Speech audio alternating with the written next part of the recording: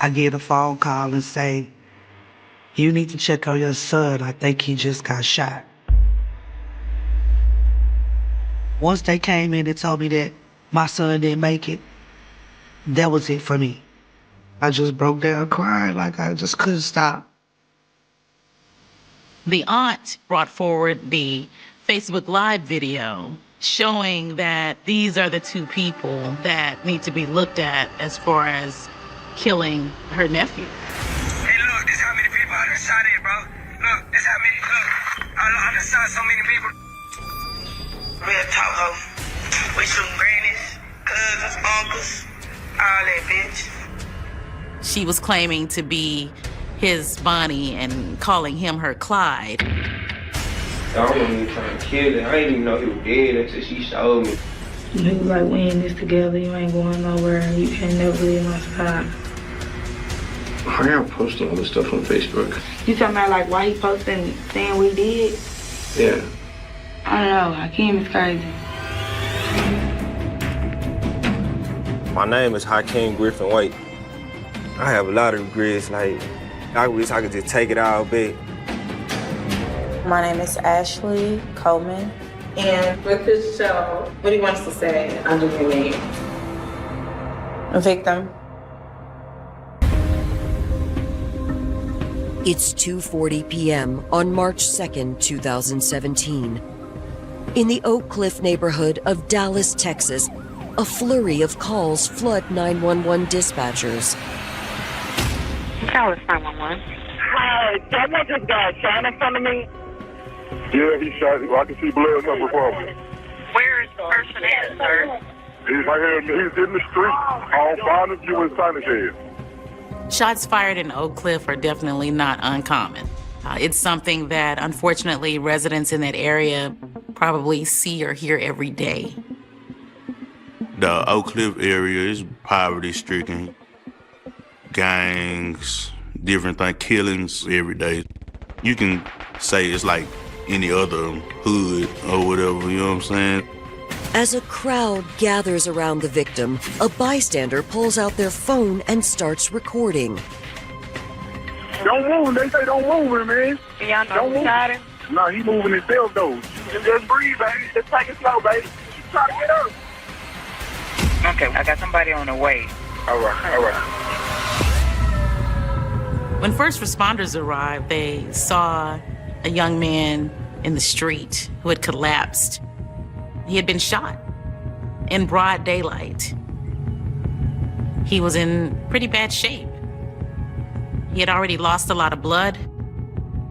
The recording continues as EMTs fight to save the victim's life. As he's rushed to the hospital, the video is shared online, where he's identified as 19-year-old Drake Keaston Alex. The news quickly spreads throughout the community, including to Drake Keaston's mother a few miles away. I get a phone call and say, you need to check on your son. I think he just got shot. And instantly, whatever I was doing, I stopped. I jump in the car. As I'm driving, I get a video online. It was him on a stretcher, and his head was just, hanging from the stretcher. So I was like, Lord, I just started praying extra hard that he'd be okay. He was shot in the left hip, and a major artery was hit and severed with that one shot. He had actually lost a lot of blood, and so he was dead on arrival by the time that his body made it to the hospital. I headed to the hospital. Once they came in and told me that my son didn't make it, that was it for me. I just fall down to my knees because I knew my baby had been gone.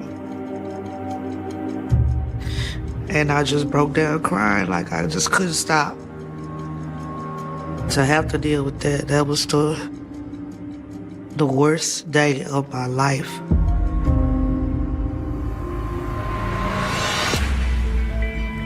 To his large and loving family, Dre Keyston Alex always held the title of entertainer.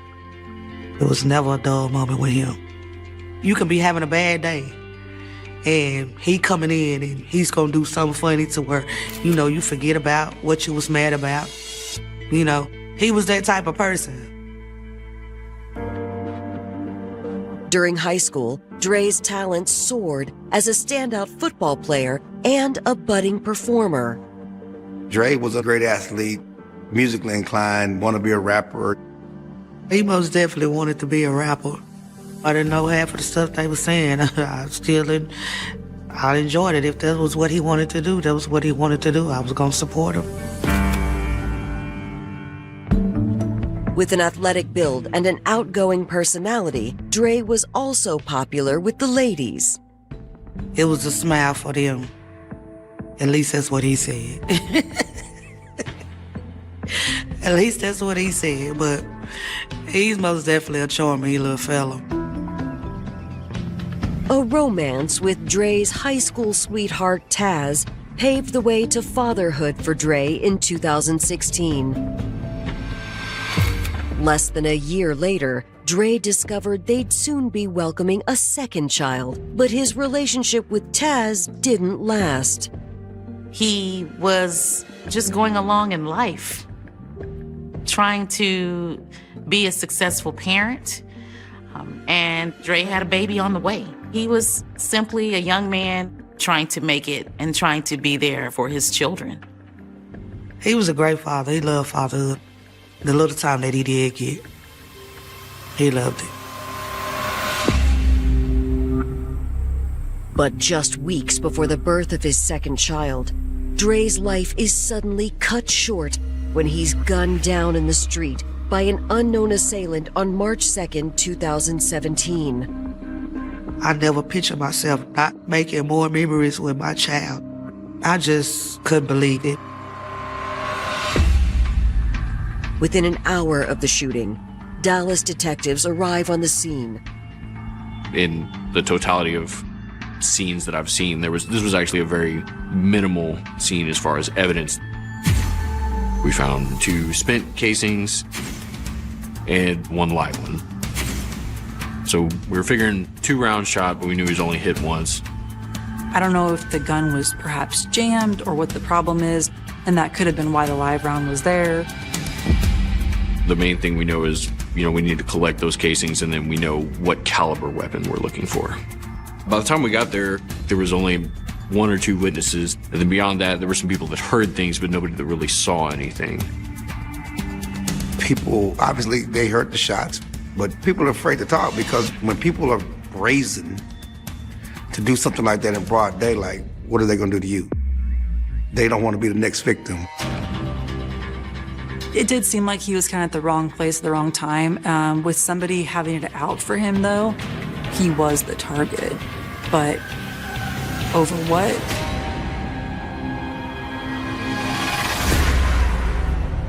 Coming up, detectives uncover complicated relationships in their victim's life. When they showed me who he was, I was like, wait a minute. I know him. I know him personally. I know this kid. I never even knew no animosity was between them two. And a toxic romance will soon take center stage. They both glorified negativity. And they were each other's hype man. They were hyping each other up. Are they gonna go real Bonnie and Clyde and actually, not go down without a fight? Dallas police detectives are searching for evidence that may lead them to a suspect in the shooting death of 19-year-old Dre Keyston Alex. Because it was in the street, kind of near a shopping center and some other businesses, we were looking for cameras that would capture images of the offense. While officers make their rounds to nearby establishments asking for footage that may have captured the shooting, detectives travel to the hospital to gather more information about Dre Keyston from his family members.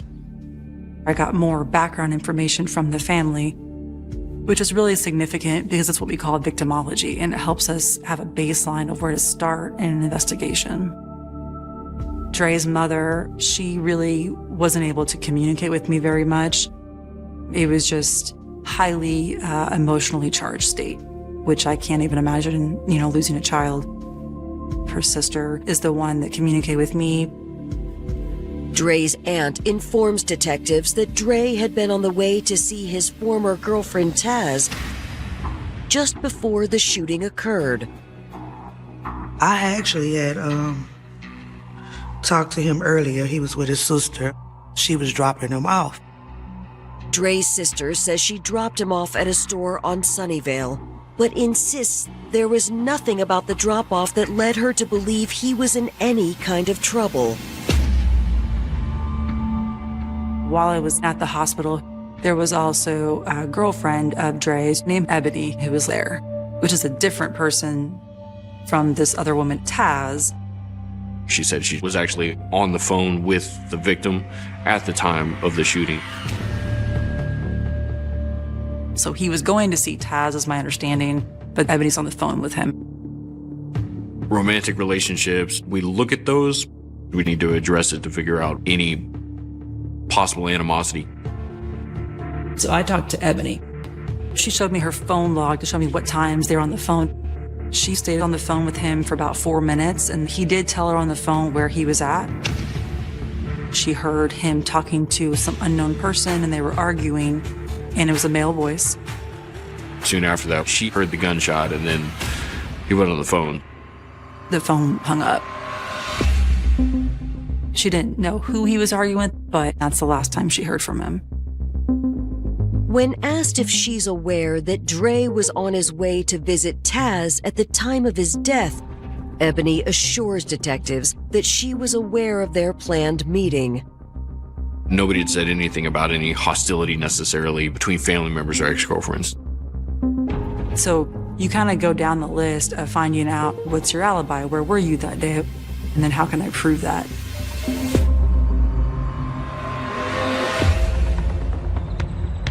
Before detectives can confirm Ebony's alibi, they get word that crucial evidence from the scene has just come in. There were several businesses with cameras, so fortunately there was a camera right there that recorded everything. Having a complete picture is huge in any investigation. The footage is really important. First of all, it shows the entire shooting, which is critical because it lays out for us how it happened. It showed suspect pulling up, showed that there was a driver, showed that the shooter was the passenger. The passenger approached Dre as he's walking across the street. Someone approaches him and apparently starts an argument. The suspect pulled the gun out. You can see Dre then run off, and then you see the shooter even take time and aim for the follow-up shot. And then after the shooting, the driver waits for the shooter to get back into the vehicle, and then they leave together. The driver appeared to be a black female, and we could tell the color of the clothing. She had a beanie on with a little puffball on top. The shooter appeared to be a male, as you could tell, very thin build. They couldn't identify the shooter, but they were able to see specific details about the getaway vehicle. The surveillance video captured the red PT Cruiser, which is not like a really common car to have, and they kind of stand out. Detectives are unable to read the license plate, so they turn to the public for help. They were able to do some freeze frames of the footage for that vehicle and put it out in media, trying to get people to call in if they knew or had seen that particular vehicle. This vehicle and the people inside of it are the suspects in this murder. Detectives have uncovered surveillance footage of the exact moment 19-year-old Dre Keyston Alex was gunned down in Dallas, Texas, and of two suspects fleeing the crime scene. This was a distinct vehicle, this reddish, maroonish PT Cruiser.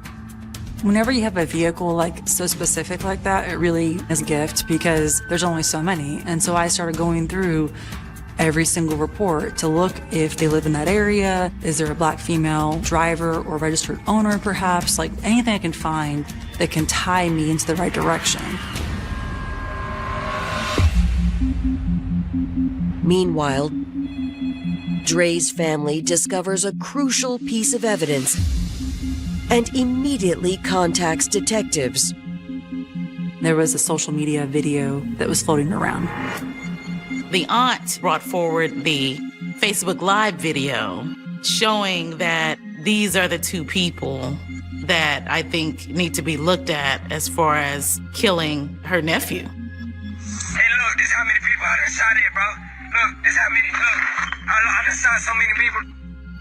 They were bragging about what they were going to do. They were going to do a shooting. They didn't say who they were going to shoot specifically. Real talk, ho. We shooting grannies, cousins, uncles, all that, bitch. The timestamp of this video is right before the shooting.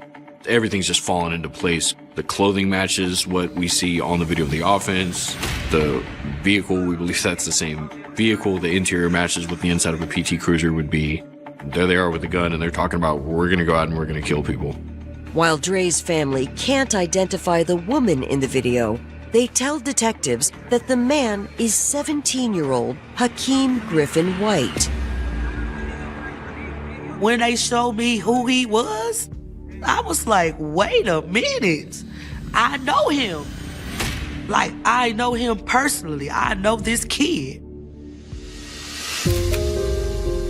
Growing up in Dallas's Oak Cliff neighborhood, Hakeem Griffin White was an introvert by nature. Hakeem was real charming, but he was quiet for the most part. He was someone that you were okay with having around, meaning he doesn't come with drama. I met him while he was young.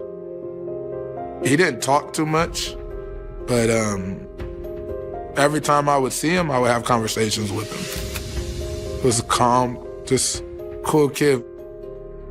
At a young age, Hakeem met Dre Keaston, and the two became fast friends. They was always playing outside, football, running in the street, dancing, in the house playing the video game, waiting for me to finish cooking, watching movies. Like normal kids. Normal kids.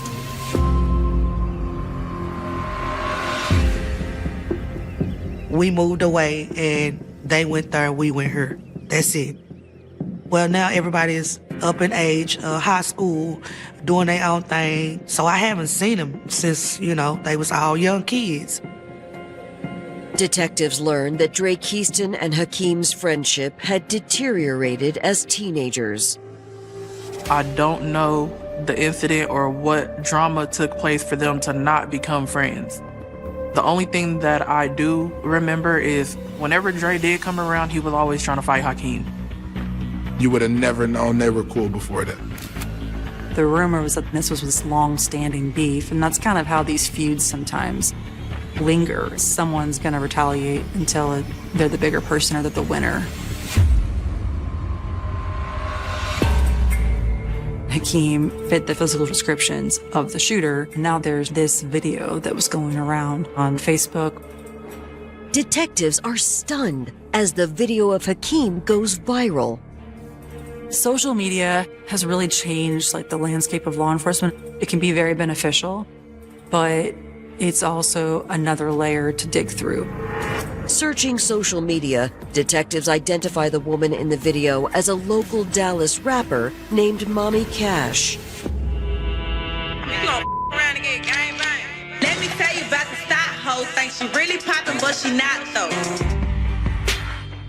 When we start going through social media, we start looking for other things through some of your posts, maybe somebody else's post to your page. There were quite a few people that knew her as Ashley. Fortunately, there were references to her birthday on there. We were able to take the name Ashley and cross-reference that with the birthday and came up with her true name of Ashley Coleman. The interesting thing I found out about Ashley is that she was 27. She was quite a bit older than Hakeem, who was 17. There was kind of a sense of okay, they've already done this in broad daylight. They weren't wearing masks when they did it. The vehicle's on video. Are they going to go real Bonnie and Clyde and actually, like, not go down without a fight? Hours into the murder investigation of Drakeist and Alex, detectives in Dallas, Texas are searching for two suspects after a viral video appears to show a local rapper named Ashley Coleman and Drakeiston's former friend Hakeem Griffin White making threats moments before the shooting. It all started coming together. We found out Ashley has a red PT Cruiser.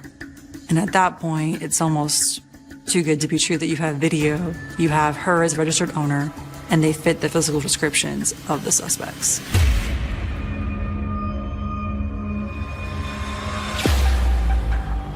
Authorities continue to monitor social media, searching for any clues as to where Ashley and Hakeem might be hiding out. To their surprise, they're both actively posting. Ashley went on social media saying, that's not my car. My car looks different. And Hakeem was saying, that's not me. That's a different person. So they knew that they had been caught on camera.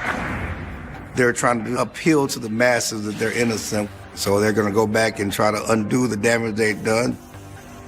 Ashley is on social media lamenting that I'm not a killer. I just do that just for social media. I just do that for my persona, for my image. Detectives escalate their efforts to locate Ashley and Hakeem.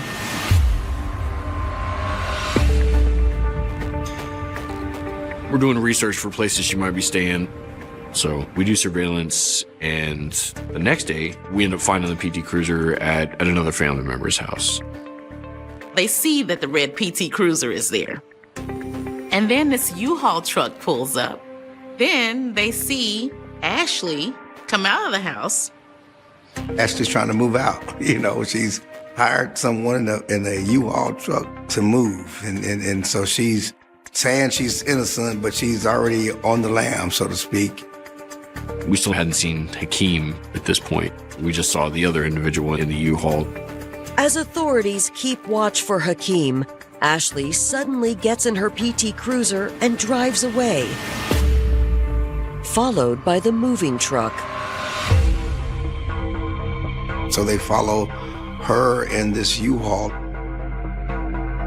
But the U-Haul truck obstructs their view and they lose the car. We end up losing the PT Cruiser just because it can move a little bit easier than the U-Haul, and we were able to stay on the U-Haul pretty well. They pull the U-Haul over. When you pull over someone who's aiding and abetting a murder in their getaway, you of course, the natural thing is you think they're part of it as well. But the driver insists he doesn't know Ashley or anything about where she might be headed. He claims he was hired by Ashley and an unidentified man the previous day. He says they just picked me up at the shelter to help him move and drive this U-Haul. But while we're working on that, the surveillance team ended up finding the PT Cruiser abandoned. We got a runner. When someone flees, you lose evidence. You're going to lose cell phones. You're going to lose possibly the gun. You could lose the clothing they were wearing. While the authorities put out a bolo for the couple, detectives continue monitoring their social media for any indications about where they may have fled. Throughout the next few days, they're continuing to post things on their social medias. She was claiming to be his Bonnie and calling him her Clyde. To have these individuals who were really just so hell-bent on being bad and on just putting images out there that were bad was jarring. I look my old out there, he running my name, skinning my name. They tell me shoot you in your leg.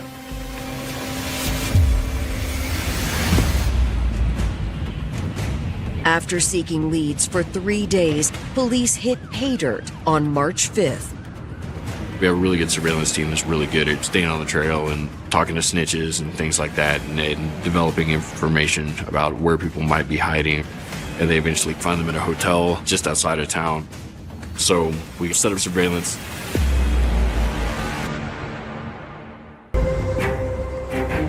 Dallas authorities are on the hunt for 27-year-old Ashley Coleman and 17-year-old Hakeem Griffin White as their primary suspects in the death of 19-year-old Drake Keyston Alex when they locate them in a Dallas area hotel. We get the search warrant. We arrest Hakeem and Ashley. They don't put up much of a fight when they're caught. They are apprehended with no combativeness. They are taken into custody. For you to just take somebody's life and not have a care in the world, like, you don't need to be on the streets at all. It was a relief for me. You know, it was gonna bring my baby back. But to know that y'all have been gotten was a big relief for me. Detectives bring Ashley in for questioning and begin learning more about the aspiring rapper. Ready to get this over with?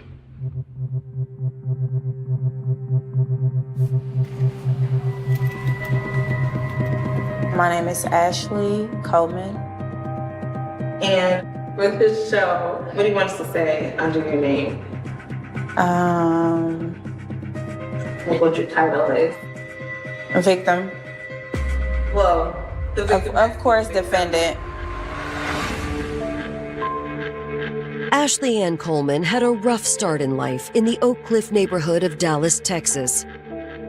My experiences as a child, not having enough, not having new shoes, not having clothes, my mom having to go to pantries and people having to donate stuff from the churches and stuff. It taught me that if somebody could do it for me and make our day and we not ever knew it, that I can do it for them.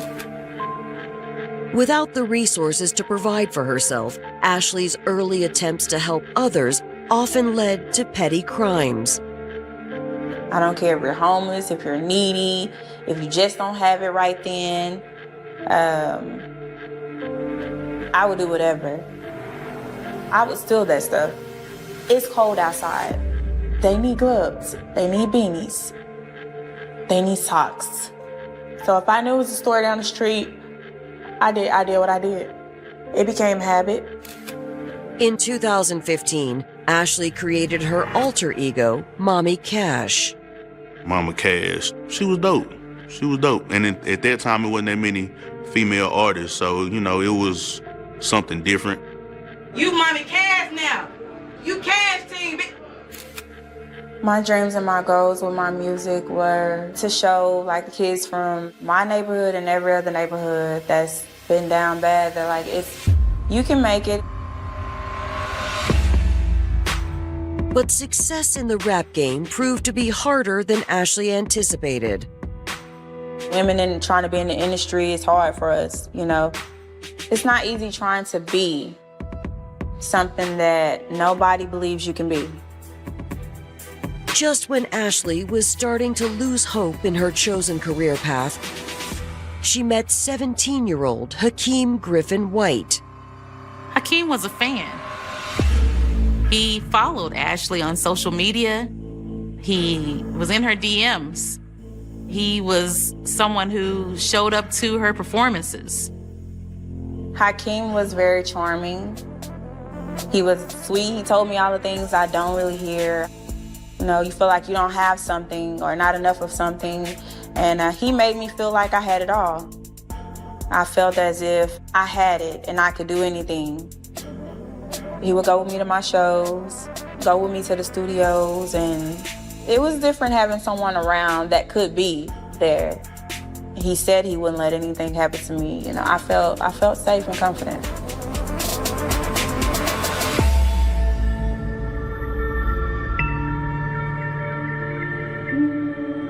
My name is Hakeem Griffin White.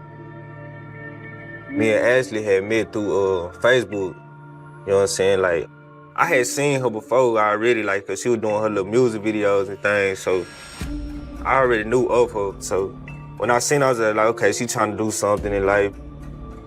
I learned in the industry, like, you have to have some type of, like, facade so people won't just attack you or something like that. Like, people want to see that gangster. They both glorified negativity. You know, they were hyping each other up. With the couple now in custody, detectives confront Ashley about Dre Keaston's murder, and she points the finger squarely at Hakeem. I ain't shoot nobody. I didn't know what was going on. I can't control another person. Why y'all posting all this stuff on Facebook? What? Like what? Everything. Oh, he posted it. That Hunter knew me. You talking about like why he posting saying what he did? Yeah. I don't know. Hakeem is crazy. He's a charmer. Don't get on his bad side. Don't press that button. Don't poke. Don't ask too much. And the less you say, the better. He was very abusive. I needed to get away from him, and I just didn't want his family or nobody to hurt my family. The week of the murder, Hakeem started playing these games with me, threatening to call the police if I left. He started lashing out, having angry spells, acting crazy. I was scared. I feel like he gonna do something to, hurt me. There wasn't none of that going on. Like, why would you be with somebody that's just gonna beat you up all the time? Like, that's not my character. My mom, my sister tell me, you gotta turn him in. But I'm like looking at my mom like, it's not so simple. We were like, we in this together, you ain't going nowhere, you can't never leave my side. None of that story really made sense based on, like, it's her social media that they're putting all this stuff on. Everything about her demeanor was just very manipulative throughout my entire interaction with her. She was ready to throw him under the bus as soon as she could. If I would have known what I know now, man, think about Ashley, she's just a hard pill to swallow.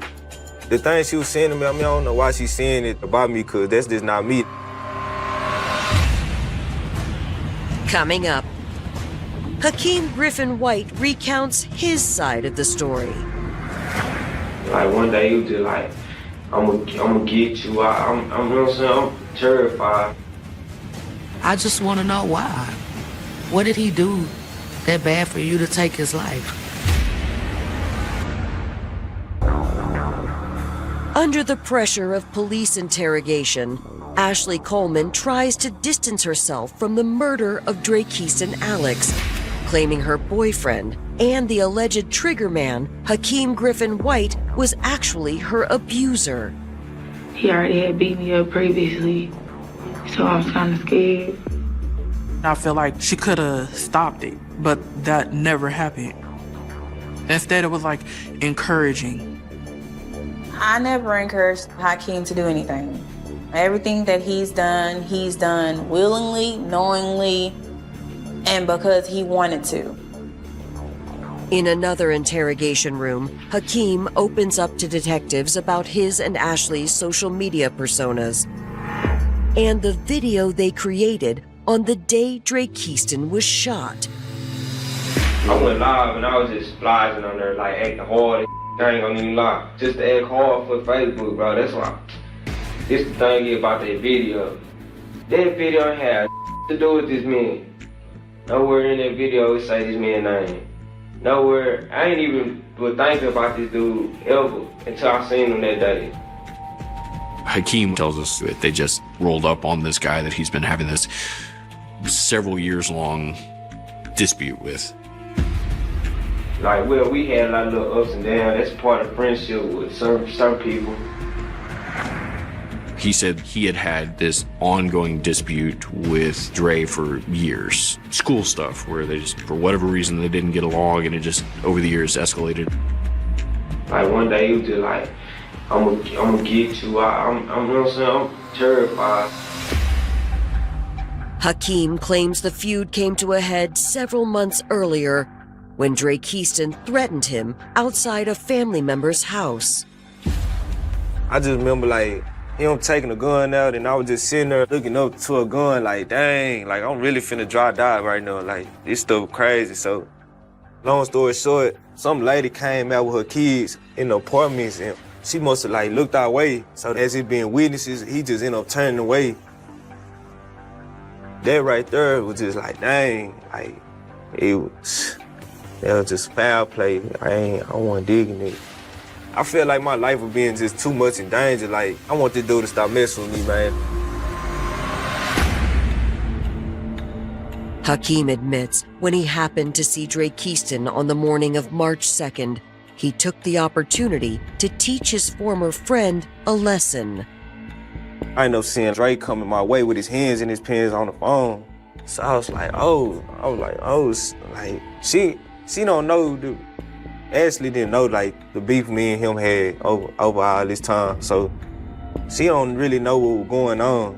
I just ended up reacting towards it like real fast. Like, I was just letting him know, like, bro, you ain't finna keep doing me like that, bro. You know what I'm saying? Like, you ain't finna keep on trying to come for me, try to kill me.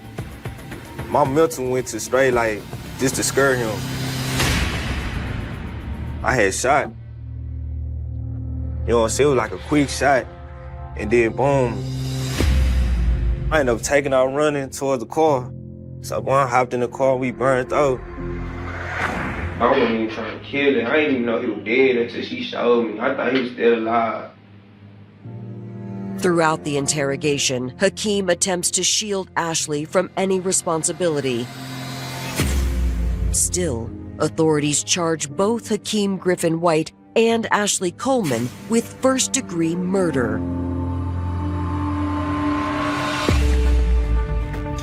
In Texas, we have the law of parties, which means that the driver and the shooter both go down for the same thing. It doesn't matter that you didn't pull the trigger. It doesn't matter that it wasn't your idea. If you played a role in that crime, you go down for that crime too. I didn't understand why. You know, I felt like I was a victim myself, so why am I being charged with what he did, you know? There definitely is a level of premeditation. In that Facebook Live video, you see Ashley and Hakeem in the car. They're holding up a gun, they're holding up a magazine, they're showing bullets. Kind of talking smack about what they're gonna do. We've got this video, the clothing matches. This video, the weapon matches the casings that were recovered in the scene. All of it matched perfectly throughout the whole thing. In March of 2019, 2 years after Dre's murder, Hakeem heads to trial.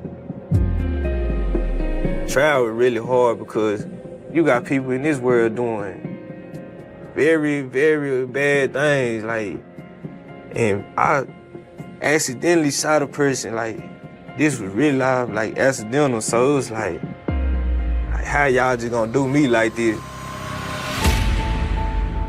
When you have surveillance video, it's hard to argue self-defense. It's hard to argue something else when it's right there in front of you that you gunned down this person and you were doing it on purpose. You shot him once.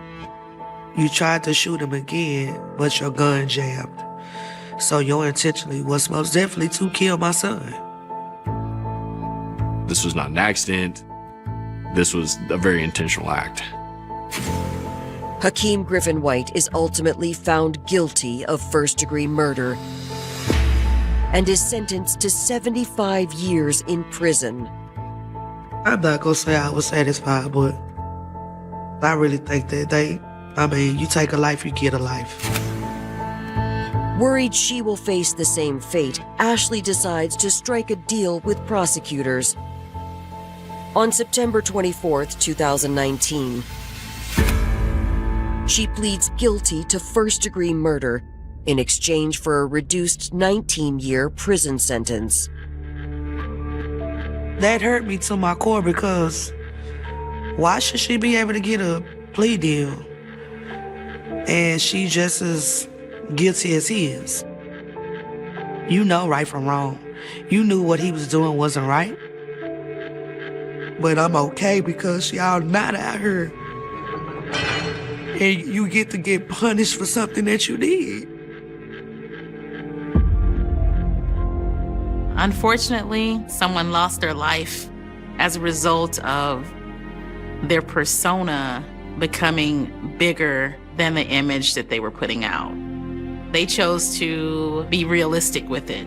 They chose to show the world that it wasn't just what you saw on social media.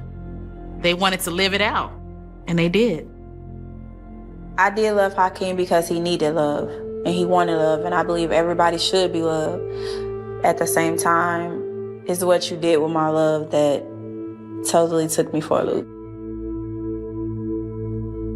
When I was hearing all this verbal abuse or physical abuse, like, I'm not abusive, like, that's just not me. I have a lot of regrets, like, even ever touching a gun, that's a regret. Dealing with Ashley, that's another regret. A lot of things in life that I just regret, I wish I could just take it all back. Your parents can still come and see y'all. Y'all are able to talk. You're eating. You're living. Regardless if it's behind the boys or not, I have to go to a gravesite and talk to dirt, a headstone, no voices. It's not a day that go by that I don't talk about him. I post his pictures and everything on social media. It's never going to be easy, but it is going to be okay.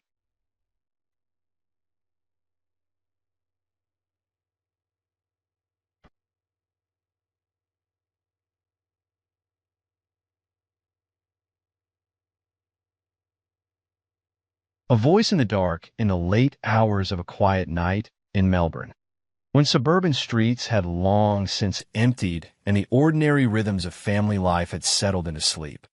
There was a kind of silence that people trusted.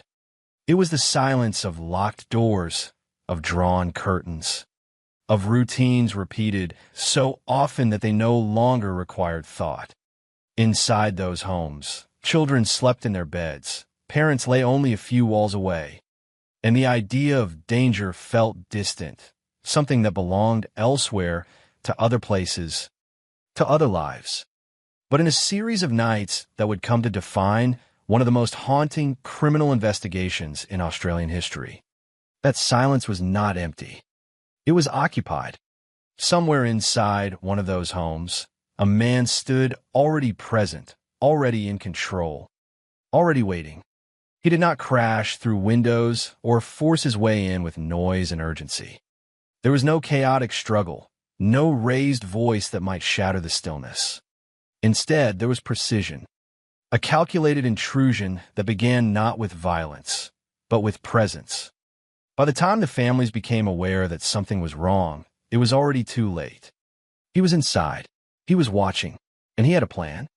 The man who would later be known only as Mr. Cruel did not earn that name because he was unpredictable or impulsive. Quite the opposite. What set him apart, what made him so deeply unsettling, was the methodical calm with which he operated. Survivors would later describe a voice that did not shout, did not tremble, did not betray panic or haste. It was controlled, almost measured, as though each word had been considered in advance. In the context of what he was doing, that calmness became something far more disturbing than rage. It suggested not a loss of control, but absolute control. In those moments, inside homes that had once felt safe, he dictated every movement. Parents were restrained, rendered helpless not only by physical force, but by the knowledge that any resistance might bring harm to their child. And then, with a deliberate focus that seemed rehearsed, he would separate one victim from the rest. The boundaries of the home, the very structure meant to protect, became meaningless. Rooms that had once held comfort were transformed into spaces of isolation and fear. There was no randomness in his actions. Every detail, every step carried the impression of preparation. He concealed his identity, wore gloves, avoided leaving traces. He did not linger unnecessarily, and yet he did not rush. Time, in his presence, seemed to follow his rules. In later accounts, one of the most chilling elements would not be what he did, but how he did it. Victims described behavior that felt contradictory, even surreal.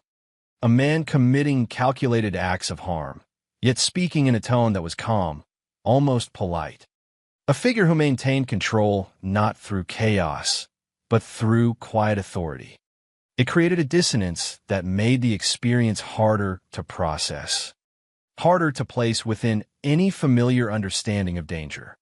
This was not the image of violence people expected. It was something colder, more deliberate, and far more difficult to anticipate. Over time, as more incidents emerged, the pattern began to take shape. Different homes, similar methods. Different families, the same intrusion into their most private spaces. The realization that these events were connected transformed isolated fear into something broader, something shared. Across Melbourne, a question began to take hold, unspoken at first, then unavoidable. If it could happen in one home, why not another? If one family could be targeted, why not yours? The name Mr. Cruel would come later, assigned by the media as a way to contain something that resisted understanding. It was a label, but it was also an admission that there was no face to attach, no identity to confront, just a pattern of behavior, a series of acts, and a presence that seemed to move through the city without leaving a trace. The name itself carried a kind of blunt simplicity, as if reducing the unknown to two words might make it easier to grasp. But nothing about the case was simple, because behind that name was not just cruelty, but control, planning, and an absence of mistakes that would frustrate investigators for years. What made the situation even more unsettling was what could not be seen. There were no witnesses who could identify him, no clear forensic evidence that could anchor the investigation. He anticipated the methods used to catch offenders and worked deliberately to avoid them. Gloves ensured no fingerprints. A mask concealed his face. The scenes he left behind offered little for investigators to build on. It was as though he understood the system he was operating within and knew exactly how to stay one step ahead of it. As the timeline stretched from 1987 to 1991, each new development deepened the sense of unease. This was not a single event, not an isolated act. It was a sequence, a progression, and with each step, the stakes grew higher. The pattern suggested not only repetition, but evolution. A man who was not only capable of committing these acts, but of refining them, learning, adapting, becoming more confident in his ability to remain unseen. And yet, for all the fear he created, he remained intangible. There was no confrontation, no moment where he was forced into the light. Instead, he existed in the margins, in the gaps between what was known and what could be proven. For the families affected, the impact was immediate and personal. For the broader community, it was something more diffuse, but no less powerful. A shift in perception, the realization that safety was not guaranteed, that the ordinary could be interrupted without warning. Doors were checked more carefully. Windows were secured. But beneath those actions was a deeper uncertainty, one that could not be locked out. Because the threat they faced was not defined by force alone, but by patience and planning. By someone who chose his moments carefully, who observed before he acted, who understood that the most effective way to enter a home was not always through breaking in, but through knowing exactly when and how to do so without being noticed. The story of Mr. Cruel does not begin with a single dramatic event. It begins with a quiet presence, a control voice, and a series of nights that unfolded in ways no one could have predicted. It is a story not only about the acts themselves, but about the absence of answers that followed. About an investigation that would search for a man who left almost nothing behind. And about a city that would come to understand that the most unsettling threats are not always the loudest ones, but the ones that move in silence, that act with intention, and that disappear before anyone can fully comprehend what has happened. Even now, the questions remain. Who was he? How did he manage to operate for so long without being identified? And perhaps most unsettling of all, how close did he come to being seen, to being caught, to being known? In the darkness of those suburban nights, the answers were never found. And in that absence, the story continues. a city that felt safe in the late 1980s. Life in Melbourne carried with it a quiet predictability that many families depended on. Suburban neighborhoods stretched outward in orderly patterns, lined with detached homes, small gardens, and streets that grew still after nightfall. These are not places people associated with danger. They were environments shaped by routine, children leaving for school in the morning, parents returning from work in the evening, doors closing, lights dimming, and the expectation that what lay inside those homes would remain undisturbed. Safety was not something constantly questioned. It was assumed. And it was precisely within that assumption that the events surrounding Mr. Cruel would leave their deepest impact. The victims in these cases were not chosen at random in the sense of chaos, but they shared defining characteristics that, when viewed together, revealed a disturbing consistency. They were young girls between the ages of 10 and 13, living within family homes, surrounded by parents or siblings who, under ordinary circumstances, would have been their first line of protection. This detail alone altered the psychological weight of the crimes. The attacks did not occur in isolated public spaces or under conditions that might be explained away as risk-taking or chance. They occurred inside the home, in bedrooms and hallways that represented familiarity and security. The victims were taken not from the margins of safety, but from its very center. To understand the full weight of these crimes, it is necessary to consider not only what happened, but where and to whom it happened. In 1987, in the suburb of Lower Plenty, the first known victim was an 11-year-old girl. Her life, like many children her age, would have been defined by ordinary routines, school days, family time, the gradual navigation of childhood. There is nothing in the available record to distinguish her from countless others. And that is precisely the point. She was not selected because she stood out, but because she fit a pattern that only the offender fully understood. On the night of the attack, her parents were present in the home. They were not absent or unaware of her existence. And yet, despite that proximity, they were rendered powerless, restrained, unable to intervene, forced to witness a situation in which their role as protectors was stripped away. For the victim, the experience was one of isolation within proximity, separated from her family not by distance, but by control imposed from outside. This dynamic would repeat itself in later cases, reinforcing a pattern that was as psychological as it was physical. In 1988, in the suburb of Ringwood, a 10-year-old girl became the next known victim. Like the first, she was taken from her home, from a space defined by familiarity. The circumstances again involved the presence of her family, and again, that presence did not prevent the crime. What distinguishes this case is the account provided by the victim after her release. Her description of the offender introduced a detail that would become one of the most unsettling aspects of the entire case. His demeanor. He was not described as chaotic or overtly aggressive in his communication. Instead, he was calm, controlled, even described as strangely polite. This characterization complicates the way in which the crimes are understood. It suggests a deliberate choice in how he interacted with his victims, a controlled presentation that may have been intended to maintain dominance without escalating visible panic. The victim also described being given food, being allowed to bathe, and being provided with clean clothing. These actions, while not mitigating the nature of the crime, added a layer of contradiction that made the offender more difficult to categorize. He did not fit neatly into a single behavioral profile.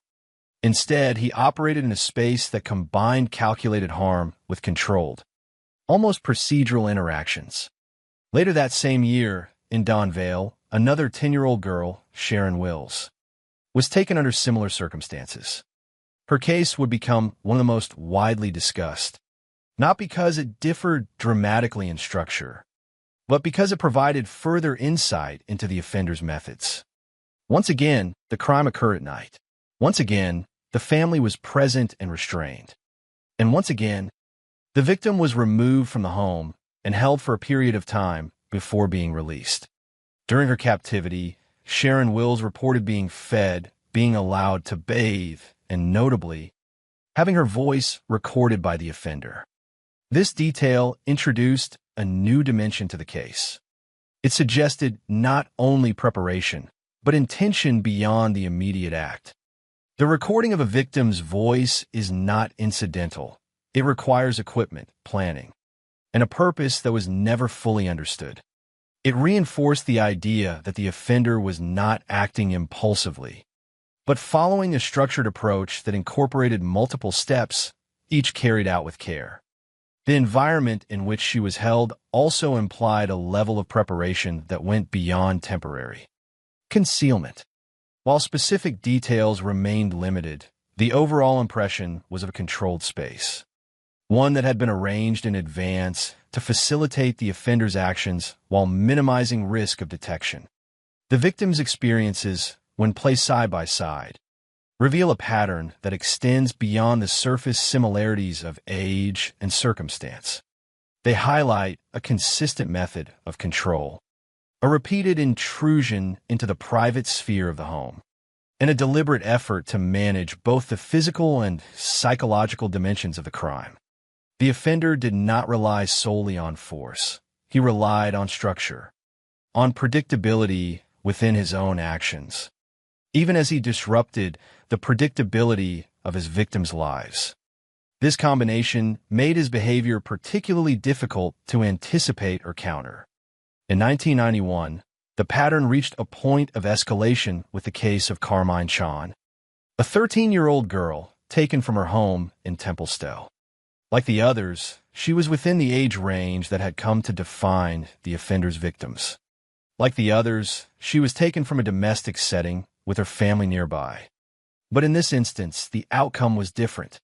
Following her abduction, a ransom demand was made, introducing an element that had not been clearly present in earlier cases. This shift suggested either a change in motive, an adaptation in approach, or a combination of both. The eventual discovery of her body marked the only confirmed killing within the series, but its significance extended far beyond that single fact. It represented a turning point, a moment at which the pattern that had previously ended with release instead concluded with death. For the community, this was not simply another incident. It was an escalation that intensified fear and underscored the potential for further harm. For investigators, it introduced new urgency, but also new complexity, as the case now encompassed both abduction and homicide within a framework that remained resistant to resolution. The victims, taken together, form the core of the story, not as abstract figures within a sequence of crimes, but as individuals whose experiences reveal the human impact of the offender's actions. There were children living within environments that were supposed to protect them, surrounded by families who, in those critical moments, were unable to intervene. Their accounts, where available, provide the most direct insight into the behavior of the offender. Yet even these accounts leave significant gaps. They describe what was seen, what was heard, what was experienced, but not who he was. This absence of identity is one of the defining features of the case. It shifts the focus from a known individual to a set of actions, a pattern without a face. And in that absence, the victim's experiences carry even greater weight, because they are among the few points of clarity in a narrative otherwise defined by uncertainty. Beyond the immediate experiences of the victims, the broader context of these events shaped how they were understood and remembered.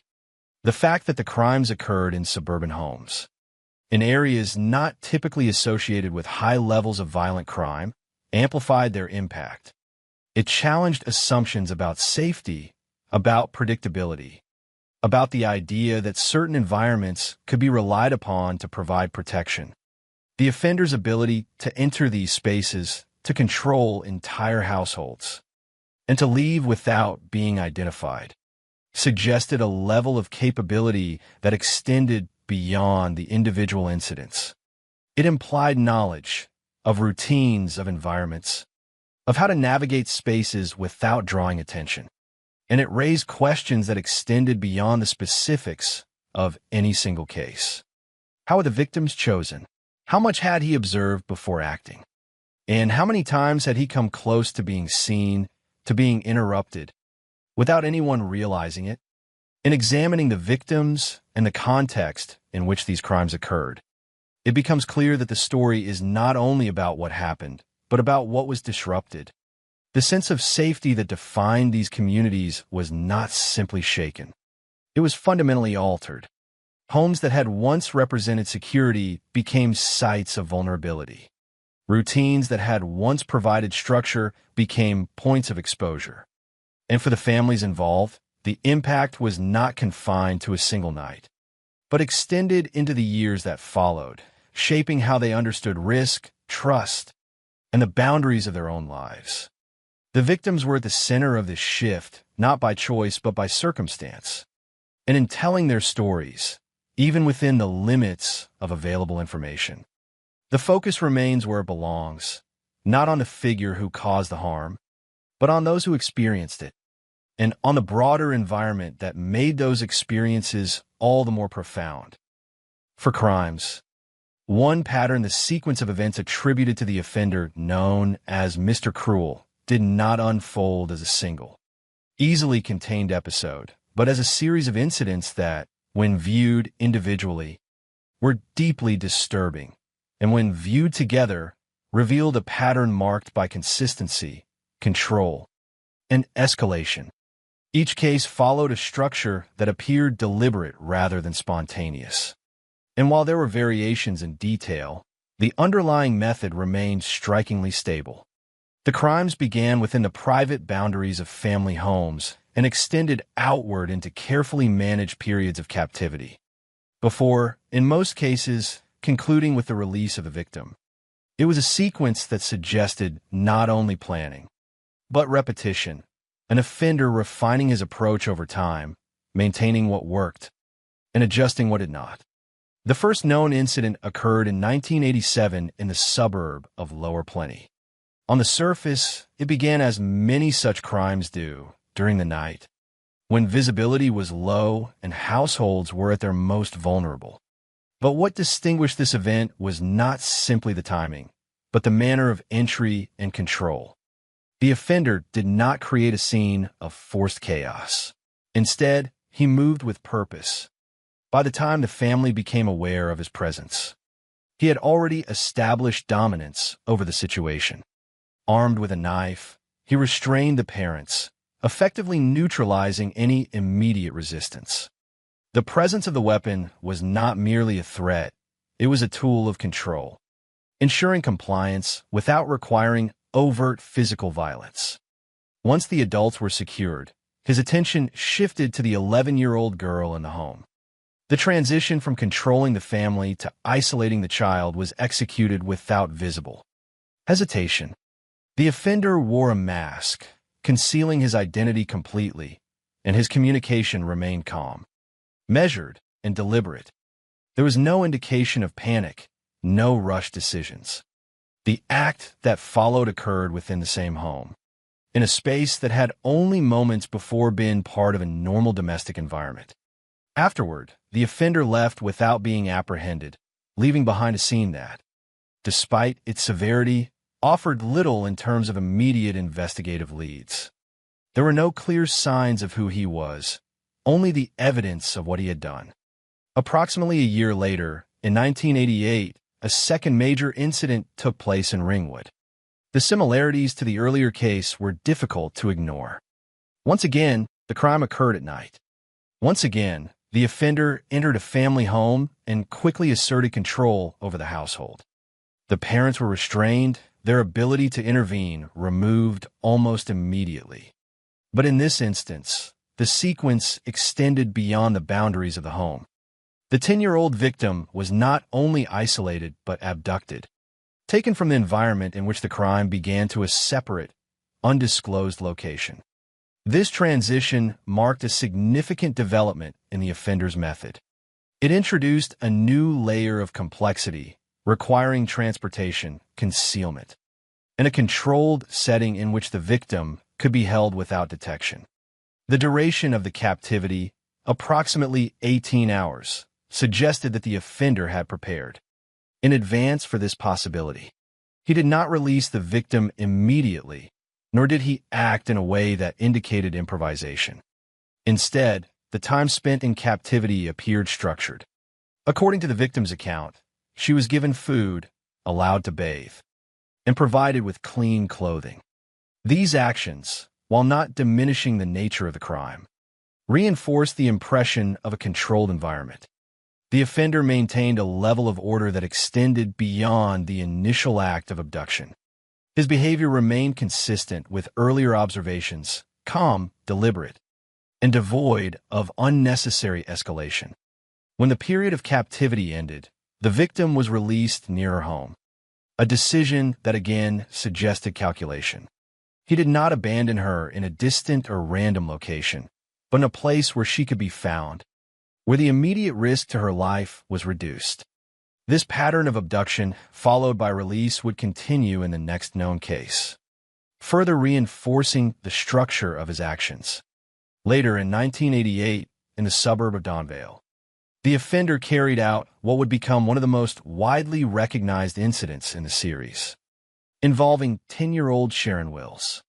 By this point, the method had evolved into a sequence that combined elements of the earlier cases with additional layers of preparation.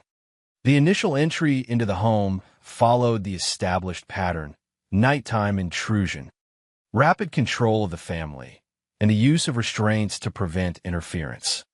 The parents were again rendered powerless, and the victim was removed from the home. The period of captivity in this case lasted between 18 and 20 hours, consistent with the time frame observed in the previous abduction. However, certain details distinguished this incident and suggested a further refinement of the offender's approach. During her captivity, Sharon Wills reported being fed and allowed to bathe, maintaining the pattern of control care observed in the Ringwood case. But in addition to these actions, the offender recorded her voice. This detail introduced a new dimension, indicating that the offender was not only managing the immediate circumstances of the crime, but also engaging in behavior that extended beyond the basic requirements of control and concealment. The presence of recording equipment implied preparation, intention, and a willingness to incorporate additional elements into the process. It suggested that the location in which she was held was not temporary or improvised, but arranged in advance to accommodate these actions. While specific characteristics of the location were not fully detailed, the overall impression was of a space that had been deliberately prepared, possibly with considerations such as privacy and sound control. After the period of captivity, Sharon Wills was released in a public area, once again demonstrating the offender's pattern of returning victims rather than permanently removing them. This consistency in release, despite the severity of the crimes, became one of the defining features of the case until it changed. In 1991, after a gap of several years, the pattern took a decisive and irreversible turn with the abduction of 13-year-old Carmine Shawn from her home in Templestowe. The initial stages of the incident bore similarities to the earlier cases. The crime occurred at night within the family home and involved the removal of the victim from that environment. However, what followed diverged from the established pattern. In this case, a ransom demand was made, introducing a new element that had not been clearly present in the previous incidents. The demand suggested either a shift in motive or an expansion of the offender's objectives. It added a layer of complexity to the situation, as the crime now intersected with financial coercion in addition to abduction. Despite this development, the outcome did not align with the earlier pattern of release. Instead, the case concluded with the discovery of Carmine Chan's body in a remote area. This marked the only confirmed killing within the series and represented a significant escalation in the severity of the crimes. The transition from abduction and release to abduction and murder altered the trajectory of the case, both in terms of its impact on the community and its implications for the offender's behavior. It raised questions about what had changed during the intervening years, whether the offender's circumstances, intentions, or level of risk tolerance had shifted in a way that led to this outcome. Across these 4 incidents, the pattern that emerges is one of deliberate control, repeated structure, and eventual escalation. The offender demonstrated an ability to enter homes without detection, to manage multiple individuals within those homes, and to carry out a sequence of actions that extended beyond the initial intrusion. He maintained a consistent approach to concealment, using a mask to hide his identity and gloves to avoid leaving evidence. His communication remained calm, reinforcing his control over the situation. And in most cases, he concluded the sequence by releasing the victim, suggesting a defined endpoint to his actions. The final case disrupted that pattern, introducing an element of unpredictability that intensified the urgency of the investigation. Yet, even in that escalation, the underlying structure of his approach, planning, control, and avoidance of detection, remained evident. The incidents, taken together, do not present a series of isolated crimes, but a progression. Each event builds on the previous one, reinforcing certain elements while introducing new variables. The consistency of the method suggests a level of experience and confidence, while the changes indicate adaptation. It is this combination that makes the series particularly challenging to interpret. The offender was not static, he evolved. And with that evolution came an increased capacity for harm, culminating in an outcome that differed fundamentally from what had come before.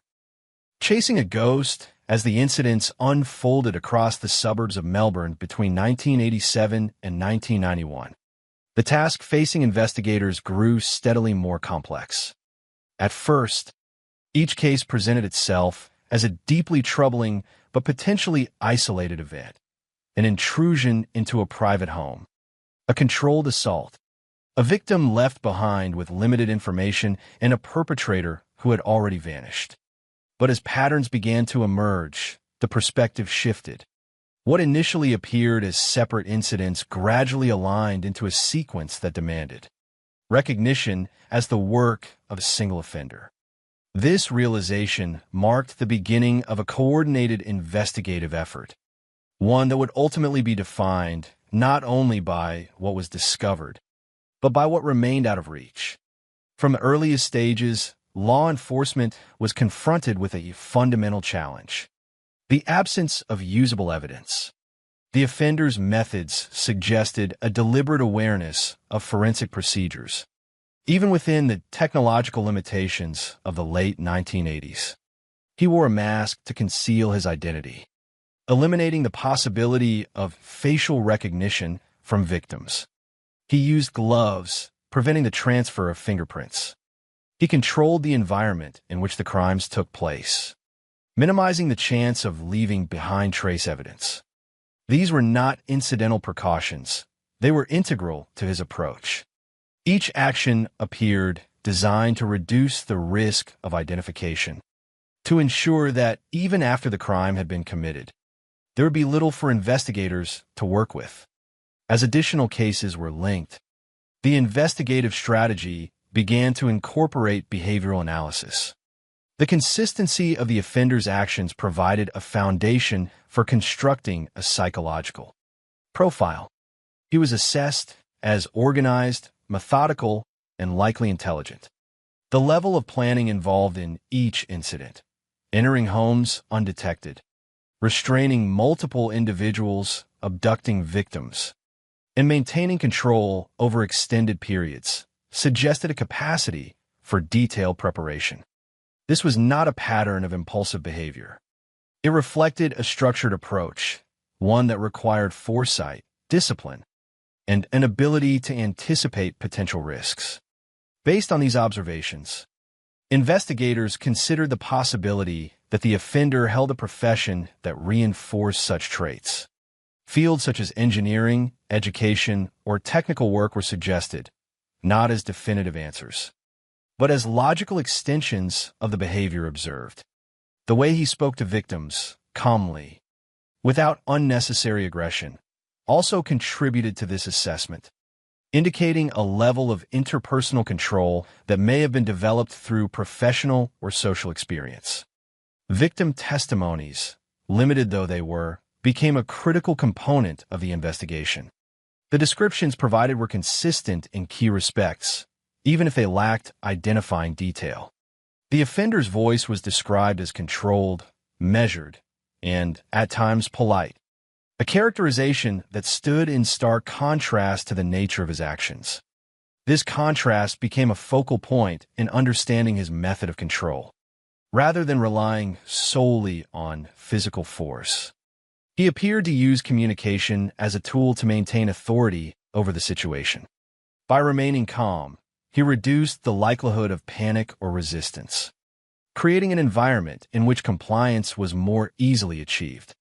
This behavioral consistency reinforced the conclusion that the same individual was responsible for multiple incidents, strengthening the case for a single offender operating over an extended period. Despite these insights, the investigation remained constrained by the lack of physical evidence. Crime scenes yielded little that could be definitively linked to a suspect. The offender's use of gloves and careful handling of objects meant that fingerprints were not available.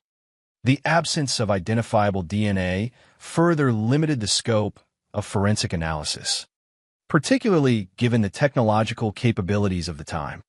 Investigators were forced to rely heavily on pattern recognition, witness accounts, and circumstantial connections, all of which, while informative, fell short of providing the level of proof required to identify and apprehend a suspect. One of the central lines of inquiry involved the possibility that the offender had prior knowledge of his victims. The selection of targets suggested more than random choice. The consistency in age range, the focus on specific suburban areas, and the ability to enter homes without immediate detection all pointed toward a degree of premeditation that likely included surveillance. Investigators considered the possibility that the offender observed his victims in advance, learning their routines, identifying moments of vulnerability, and selecting targets based on criteria that only he fully understood. This theory aligned with a broader assessment of his behavior as organized and deliberate. It also introduced a troubling implication, that the crimes may have been preceded by periods of observation during which the offender remained undetected, moving through the same communities without raising suspicion. As the investigation progressed, attention turned to potential suspects who fit elements of the emerging profile. Among those considered was Norman Lee, an individual whose proximity to the areas in question and whose behavior drew investigative interest. At one point, he was regarded as a strong suspect, and resources were directed toward examining his possible connection to the crimes. However, despite the level of suspicion, the case against him did not reach the threshold required for formal charges. The evidence was insufficient to establish a definitive link, and without such proof, the investigation could not proceed to prosecution. This outcome highlighted a recurring challenge. Even when a suspect aligned with aspects of the profile, the absence of concrete evidence prevented the case from advancing. Parallel to this line of inquiry were broader considerations about the offender's background and potential affiliations. The nature of his interactions with victims led some investigators to explore the possibility that he was connected to the education sector. The calm, instructive tone he reportedly used, combined with the age range of his victims, suggested a familiarity with children that could have been developed in a professional context. This theory, like others, remained speculative, grounded in behavioral interpretation rather than direct evidence. It added another dimension to the profile, but did not narrow the field of potential suspects in a way that could be operationalized. Another question that arose during the investigation was whether the crimes could have involved more than one offender. The level of organization, the logistical complexity of the abductions, and the ability to maintain control over extended periods led some to consider the possibility of multiple individuals working together. However, the consistency of the behavior across incidents, particularly in communication and method, supported the prevailing view that a single offender was responsible. The idea of multiple perpetrators was not entirely dismissed, but it remained a secondary consideration, lacking the supporting evidence necessary to challenge the primary hypothesis. The turning point in the investigation came with the 1991 case involving Carmine Shawn. The shift from abduction and release to abduction and murder altered the stakes significantly. For investigators, it introduced a new level of urgency. The possibility that the offender had escalated his behavior raised concerns about future incidents and increased pressure to identify and apprehend him. The introduction of a ransom demand in this case also expanded the scope of the investigation, requiring consideration of financial motives alongside the behavioral patterns established in earlier incidents. Despite this escalation, the fundamental challenges remained. The offender continued to avoid leaving behind usable evidence, and the connection between this case and the earlier incidents, while strongly suspected, did not yield new forensic breakthroughs. The investigation intensified, resources were expanded, and the search for leads continued. But the core obstacle persisted: the absence of a definitive link between the crimes and a specific individual. Throughout this period, the role of Victoria Police was central to the ongoing effort to resolve the case. Investigators worked to synthesize the available information, to identify patterns, and to pursue leads wherever they emerged. The process was methodical, reflecting the same level of structure that characterized the offender's actions. Yet, despite this effort, the case resisted resolution. Each avenue of inquiry led to partial answers, but not to closure. The offender remained unidentified, his actions documented, but his identity concealed. In many ways, the investigation became a pursuit defined by absence of evidence, of certainty, of resolution. It was an effort to reconstruct a series of events from fragments, to build a coherent picture from limited data, and to identify a person who had taken deliberate steps to remain invisible. The term chasing a ghost captures not only the difficulty of the task, but the nature of the subject itself. The offender left behind enough to confirm his existence, to outline his behavior, and to connect his actions across time and place. But he did not leave behind what was needed to find him. And in that gap between what was known and what could be proven, the investigation remained suspended, unresolved, and ongoing. A case without a verdict in most criminal cases, the narrative eventually converges toward a courtroom. Evidence is presented, arguments are tested, and a verdict, however imperfect, offers a form of conclusion. It is within that structured environment that facts are weighed, responsibility is assigned, and a society attempts to formalize its response to harm. But in the case of the offender known as Mr. Cruel, that convergence never occurred. There was no arrest that led to charges, no defendant brought before a judge, no jury asked to deliberate. Instead, the process that typically defines the end of a criminal investigation remained absent, leaving behind a case that exists in a state of unresolved tension between what is known and what cannot be proven. From a legal standpoint, the absence of a trial is not simply a missing chapter. It is a defining characteristic of the case. Without a suspect who can be formally identified and charged, the judicial system cannot engage.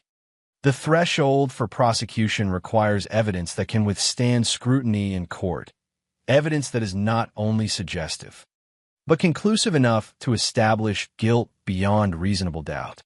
In this case, despite the extensive investigative efforts, that threshold was never reached. The pattern of crimes was clear, the connections between incidents strongly supported, and the behavioral profile of the offender well-developed.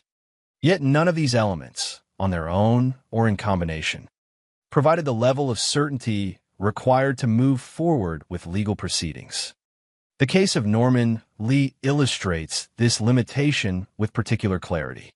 At one stage, he was considered a strong suspect, and investigative attention focused on his potential involvement. Factors such as his proximity to the areas where the crimes occurred and aspects of his behavior contributed to this suspicion. In another context, such elements might have been sufficient to justify further legal action. However, suspicion, even when well-founded, is not equivalent to proof.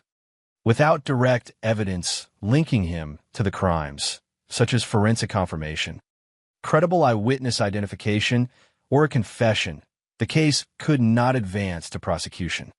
The legal system's requirement for certainty serves as a safeguard against wrongful conviction.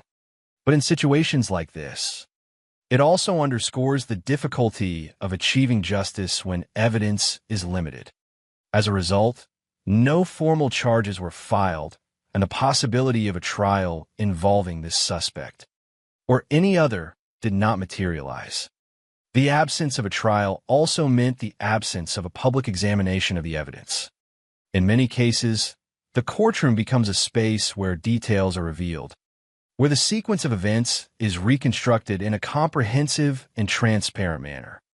Witnesses testify, experts provide analysis, and the narrative of the crime is presented in a structured form that allows for scrutiny and debate. In the case of Mr. Cruel, this process never took place. The information gathered during the investigation remained largely within the domain of law enforcement, shared selectively, but never subjected to the full process of judicial review. This lack of public adjudication contributes to the enduring uncertainty surrounding the case.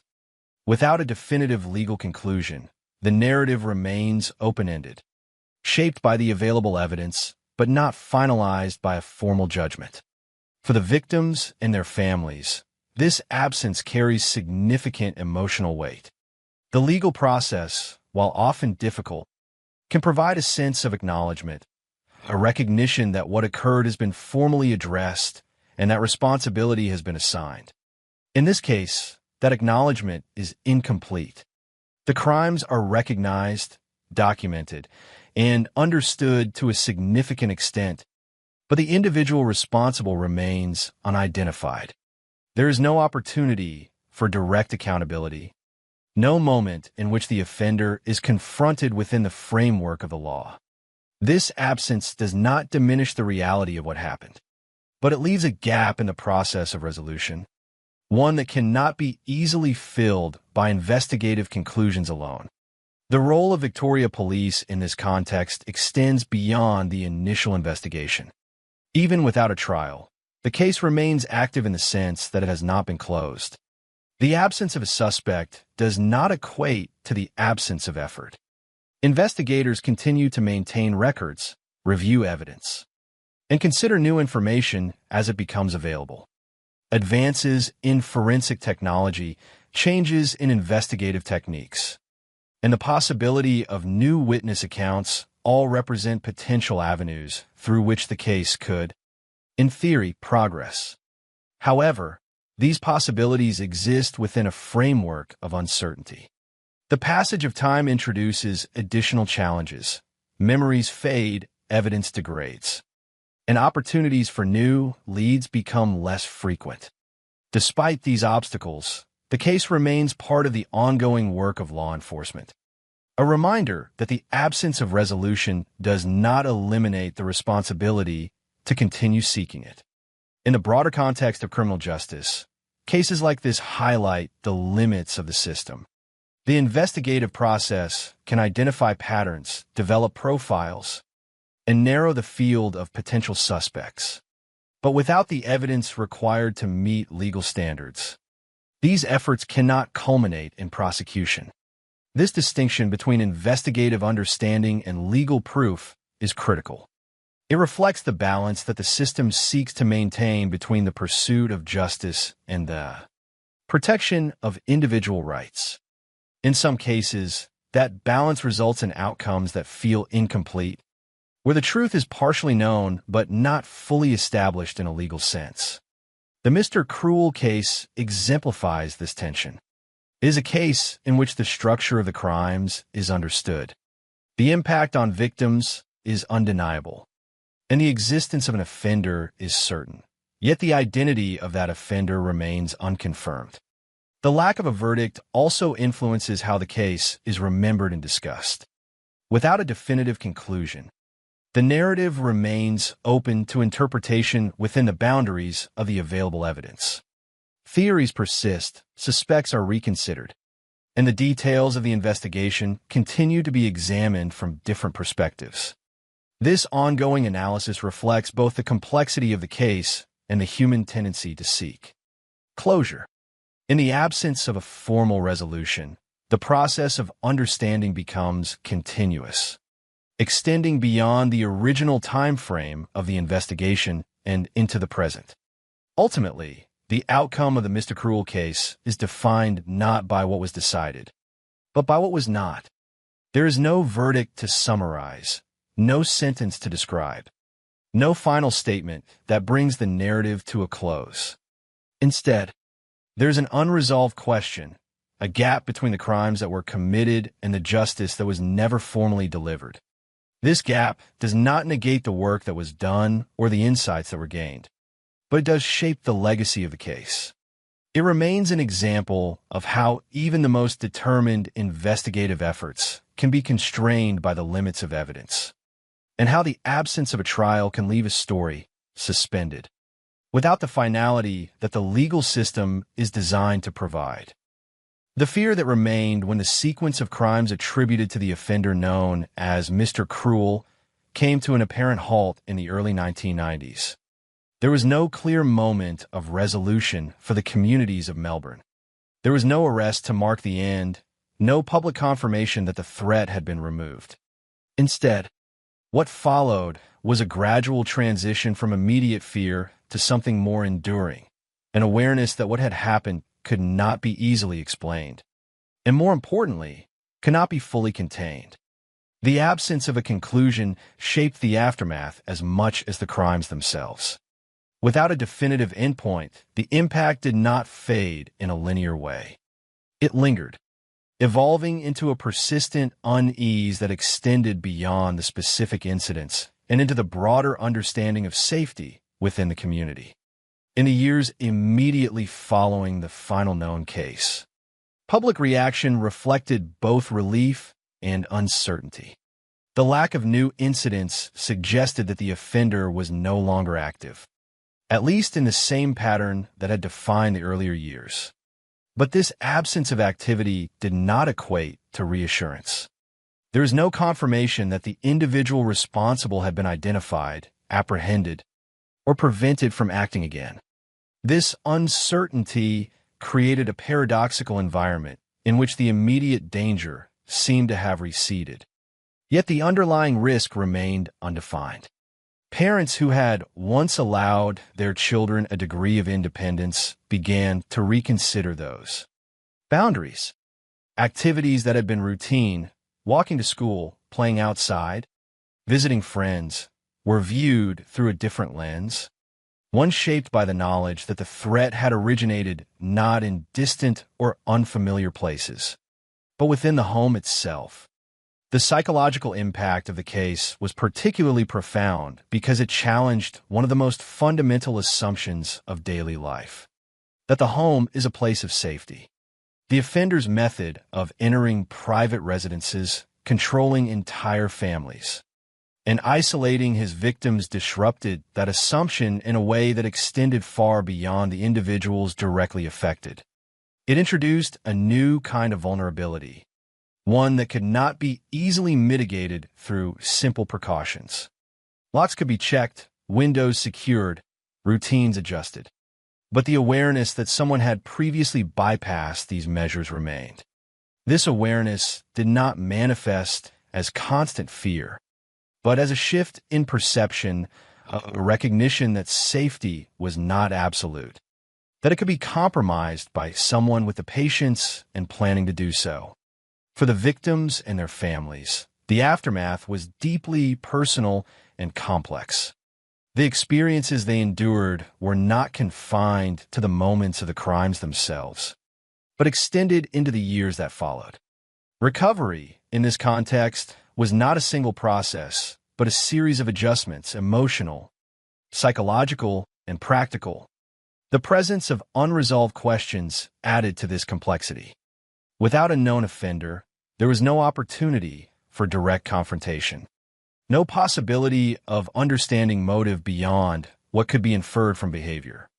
This absence of answers can be as significant as the presence of trauma, shaping how individuals process what happened and how they integrate those experiences into their lives. The fact that the offender remained unidentified meant that the narrative of the events could not be fully closed, leaving space for uncertainty that might otherwise have been addressed through the legal process. At a broader level, the case became part of the collective memory of the region, a reference point for discussions about crime, safety, and the limits of investigative capability. It stood as an example of how a single individual, operating with precision and restraint, could create widespread impact without leaving behind the evidence typically required for resolution. This aspect of the case contributed to its lasting significance.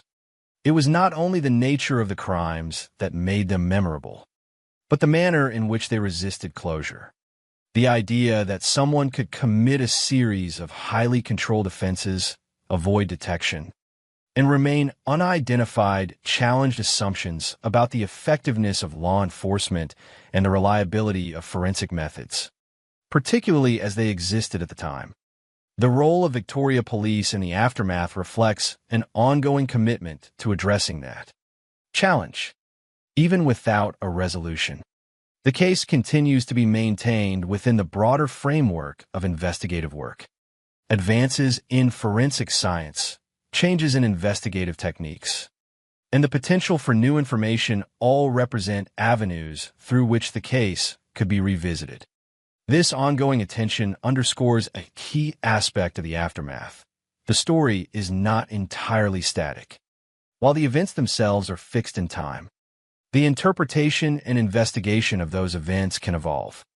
The possibility, however remote, that new evidence could emerge means that the case remains open in a practical sense, even as it occupies a place in historical memory. The legacy of the case also extends into the realm of prevention and awareness.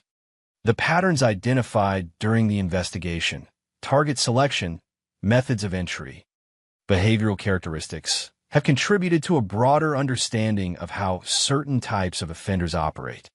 This knowledge, while derived from deeply troubling circumstances, can inform strategies aimed at reducing risk and improving response. In this way, the case has had an indirect impact on how similar incidents are approached, both in terms of investigation and community awareness. It serves as a reminder that understanding behavior, even when it cannot be directly linked to an individual, can still have practical value. Yet, for all the analysis and reflection, the central reality remains unchanged. The identity of the offender is still unknown.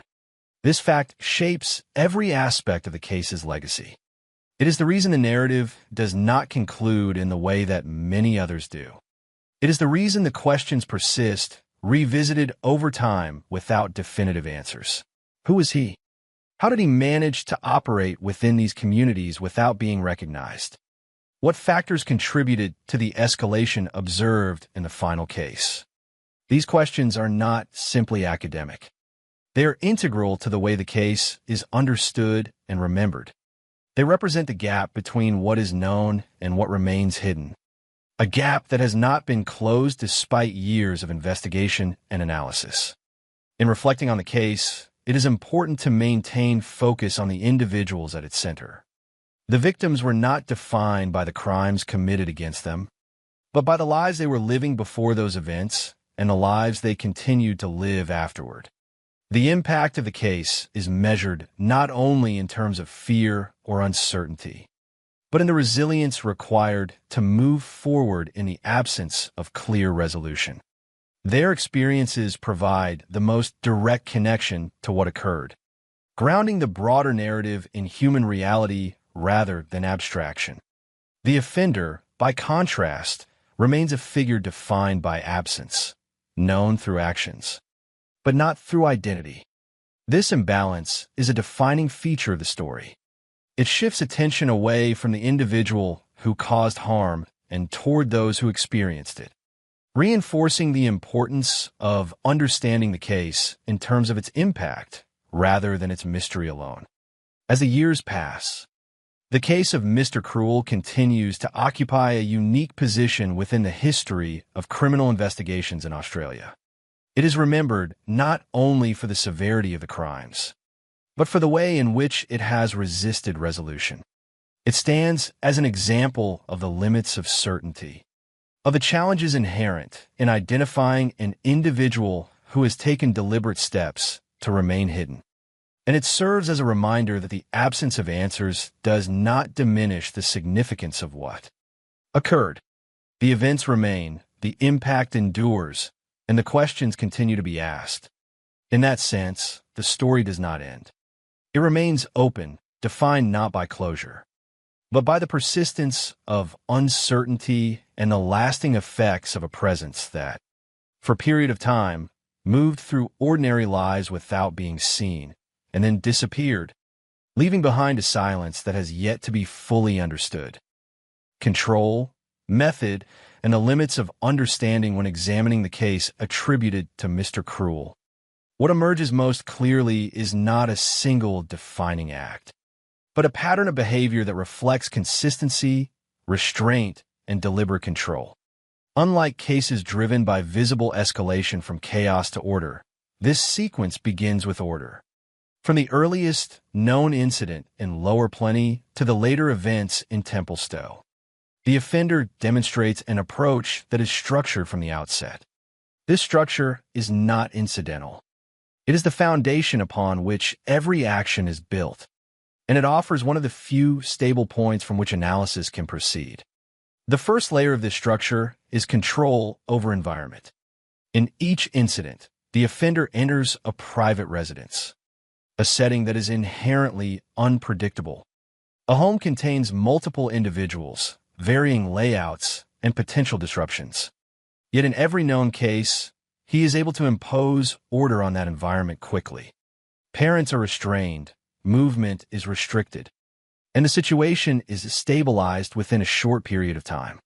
This suggests not only preparation, but an ability to adapt that preparation to different physical spaces.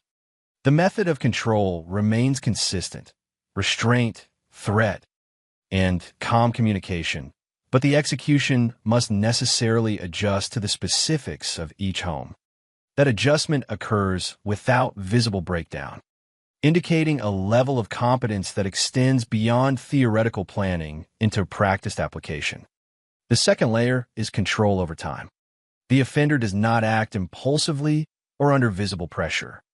In the abduction cases in Ringwood and Donvale, the duration of captivity, approximately 18 to 20 hours, remains within a narrow range. This consistency suggests that the time frame itself is part of the plan, rather than a variable determined by circumstance. Maintaining control over a victim for that length of time without detection requires not only a secure location, but also confidence in the absence of interruption. It implies that the offender has assessed the risks associated with extended captivity and has determined a window within which he can operate safely. This is not an open-ended scenario. It is bounded, measured, and repeated. The repetition of this time frame reinforces the idea that the offender is working within self-imposed parameters, refining a process that he has tested before. The third layer is control over interaction. Victim accounts consistently describe a demeanor that is calm, measured, and at times described as polite. This is not a superficial detail. It plays a functional role in the offender's method. By maintaining a controlled tone, he reduces the likelihood of panic, both in the victims and in the broader environment of the crime. Panic introduces unpredictability, sudden movements, attempts to escape, increased noise, all of which could disrupt the offender's control. A calm voice, by contrast, reinforces authority without escalating tension. It creates a framework in which compliance can be maintained with fewer overt displays of force. This approach aligns with a broader pattern of minimizing variables. The offender is not seeking to dominate through visible aggression, but through consistency and predictability within his own behavior. One of the most difficult aspects of analyzing this case is the presence of seemingly contradictory actions.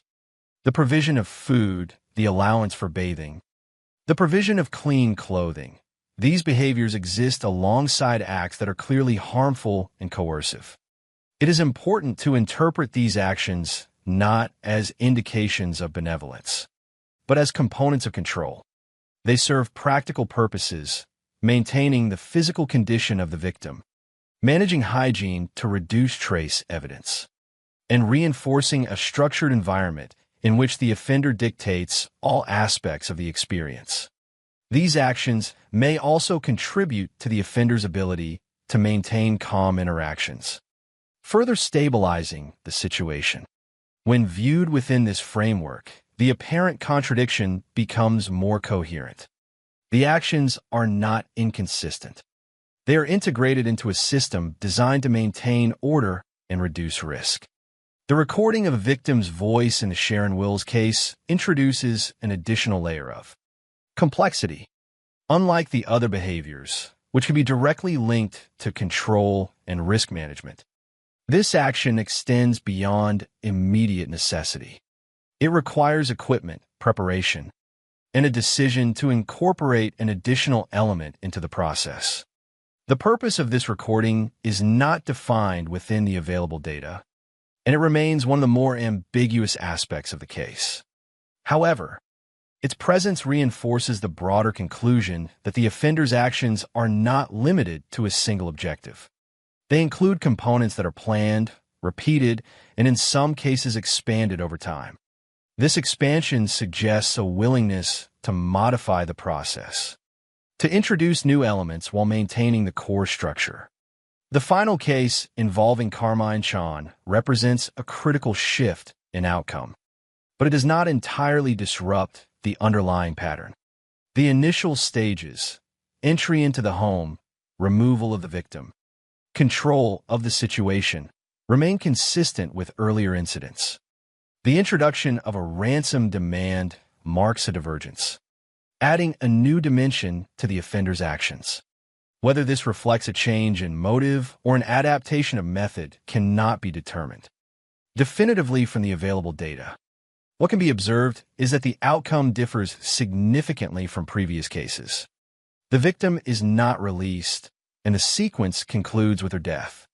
This escalation raises important questions about the stability of the offender's self-imposed parameters. For several years, the pattern included a defined endpoint, the release of the victim. In this instance, that endpoint is absent. The reasons for this change remain unclear, but its presence indicates that the structure, while consistent, is not immutable. It can shift, and when it does, the consequences are more severe. From an investigative perspective, the case highlights the limitations of relying on patterns without corresponding physical evidence. The behavioral consistency provides a strong basis for linking incidents and constructing a profile, but it does not identify the individual responsible. The lack of forensic evidence, no clear DNA, no fingerprints, no identifiable traces, creates a gap that behavioral analysis alone cannot fill. This gap is central to understanding why the case remains unresolved. The offender's awareness of investigative methods, combined with his disciplined execution, effectively reduces the available avenues for identification. Each crime scene offers confirmation of his actions, but not of his identity. The consideration of suspects, such as Norman Lee, illustrates the difficulty of moving from suspicion to proof. Even when an individual aligns with elements of the profile, geographic proximity, behavioral indicators, this alignment is not sufficient to meet the standards required for legal action.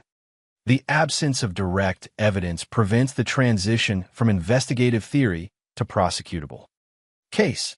This distinction underscores a broader principle within criminal investigation. Patterns can guide inquiry, but they cannot replace evidence. The case also raises questions about pre-offense behavior, particularly in relation to surveillance. The selection of victims, the timing of the incidents, and the ability to enter homes without immediate detection all suggest that the offender may have observed his targets in advance.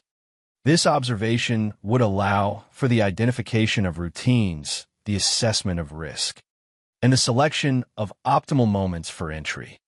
While the specifics of this process are not documented, the consistency of the outcomes supports the conclusion that such preparation is likely. This introduces an additional layer of concern, as it implies that the crimes were preceded by periods of undetected activity within the same communities. The offender was not only present during the incidents themselves, but potentially during the time leading up to them, moving without drawing attention. In the broader context of criminal behavior, the case exemplifies a model of organized offending in which control, planning, and restraint are central. It challenges assumptions that equate severity with chaos, demonstrating that highly structured behavior can produce outcomes that are both effective in avoiding detection and deeply harmful. It also highlights the limits of existing systems when confronted with an individual who operates within those limits, anticipating and countering the methods used to identify him. The result is a case that is well documented in terms of events, but incomplete in terms of resolution. Ultimately, the extended analysis returns to the same central tension that defines the case as a whole. There is a clear pattern, a consistent method, and a set of behaviors that can be described and understood to a significant degree. But there is no identity to attach to that pattern, no definitive answer to the question of who carried it out. This absence does not diminish the value of the analysis, but it does define its limits. It allows for understanding, but not for closure. And in that space between knowledge and resolution, the case continues to exist, structured, consistent, and unresolved. Silence, control, and the unanswered questions in examining the full arc of the case attributed to Mr. Cruel. What remains most striking is not only the sequence of crimes themselves, but the enduring absence that surrounds them. The events that took place between 1987 and 1991 across the suburbs of Melbourne are, in many respects, clearly defined. There is a pattern of entry, a method of control, a consistency in victim profile, and a progression that culminates in a single fatal outcome. These elements form a structure that can be studied, compared, and understood within the limits of available information. And yet, despite this clarity, the central figure of the case remains undefined. There is no confirmed identity, no definitive narrative of who the offender was beyond the actions he carried out. This tension between what is known and what is not known is the foundation upon which the case continues to rest. One of the most persistent themes that emerges from this case is the concept of silence. Not silence in the literal sense alone, though that is certainly present in the nighttime settings of the crimes, but a broader silence defined by absence of evidence, of witnesses, of resolution. The offender operated within this silence, using it not as a backdrop, but as a tool. His actions did not draw attention in the way that more chaotic crimes might. They were contained, controlled, and executed in a manner that minimized disruption beyond the immediate environment. This containment allowed him to move through multiple incidents without being identified, to leave behind scenes that confirmed his presence but revealed little about his identity. In this sense, silence becomes an active element of the case, shaping both the crimes and the investigation that followed. Closely connected to this is the theme of control, which extends beyond the physical actions of the offender into the structure of the entire sequence. Control is evident in the way he entered homes, in the way he managed multiple individuals, and in the way he maintained consistency across incidents. It is also evident in the boundaries he appeared to set for himself, time frames of captivity, methods of interaction, and, for a period of time, the decision to release victims rather than to escalate to lethal outcomes. This self-imposed structure suggests a framework within which he operated, one that was stable enough to be repeated but flexible enough to accommodate changes when necessary. The eventual shift in the case involving Carmine Sean demonstrates that this framework was not fixed. It could be altered, and when it was, the consequences were significant. The presence of such control complicates the way the case is interpreted. It resists simple explanations and requires a more nuanced understanding of how structured behavior can produce unpredictable outcomes. Another theme that runs through the case is the limitation of systems designed to provide answers. The investigation conducted by Victoria Police reflects a methodical and sustained effort to identify the offender. Patterns were recognized, profiles were developed, and potential suspects were examined. Yet, despite these efforts, the case did not progress to a point where legal action could be taken. This outcome highlights the distinction between understanding and proof. It is possible to understand the structure of a series of crimes, to identify the behaviors that define them, and to narrow the field of potential suspects, without reaching the level of certainty required for prosecution. This distinction is not a failure of the system, but a reflection of its constraints. The standards that protect against wrongful conviction also set a high threshold for establishing guilt. And in cases where evidence is limited, that threshold may not be met. The result is a situation in which the truth, while partially visible, remains incomplete in a legal sense. The role of memory and time further shapes the way the case is perceived. As years pass, the immediacy of the events diminishes, but their significance does not. Instead, the case transitions from a current investigation to a historical reference point, one that is revisited in discussions about unsolved crimes and investigative challenges.